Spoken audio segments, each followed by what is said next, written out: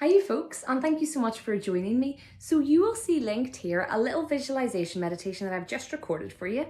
So I wanted to come on and just give a wee bit of background about visualization meditations, what they are, how they work and why they work. So what they are. Now, I guess the name is pretty self-explanatory.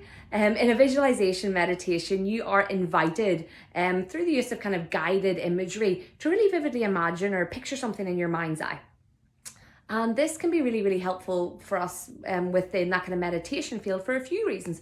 Because whenever we can vividly imagine something, it gives us something a little bit more to focus on, so it can hold our attention a wee bit better. So a lot of people find that through the use of visualization meditations, their attention can be held on that image a little bit more easily than other meditation styles. Now, why do they help and why do they work? Now, to really understand why visualization meditations work so well for us, we do have to understand how a little mechanism in the brain works. And what this is that if we vividly imagine something, our brain thinks it's actually happening right here, right now, and will initiate the relevant response to it. Now, this mechanism can come with challenges, or of course, we can really use it to our advantage in terms of visualization meditations. I want to chat about the challenges first, just to give you a wee bit of insight there. Now, like I mentioned, if we vividly imagine something, our brain thinks it's happening and will initiate that response. So very often, because we're funny little humans, we will imagine or think about negative events. Now, these could be something that's happened years ago or last week or whatever in the past, and we're ruminating and thinking about it and thinking about it. And so you might have only been in this situation once, but your body might have been through it tens or hundreds of times, depending on how many times you've really vividly imagined and thought about it.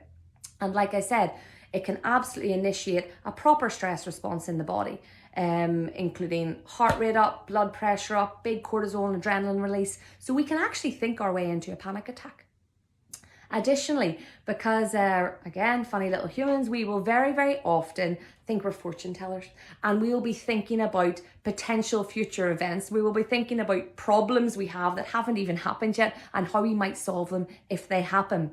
Again, there's some mad statistic, like 85% of what we worry about doesn't even happen. But whenever we are thinking and imagining potential negative future events, again, our body can initiate a stress response in response to that imagined event. You might have felt this when you're watching a scary movie or something, and you will feel that stress response in your body. You'll feel your heartbeat. You might feel that adrenaline pumping, and you might notice you're even like tensing your muscles without even consciously doing it. That's your body in a stress response. Now, that is the challenges associated with this mechanism. But again, we can use these hardwired mechanisms to our advantage. One of the ways we can do this is through a visualization meditation. So within these meditations, oftentimes you will be guided to potentially imagine a really relaxing or safe place. You might be invited to conjure up emotions in your body, such as that of gratitude or confidence.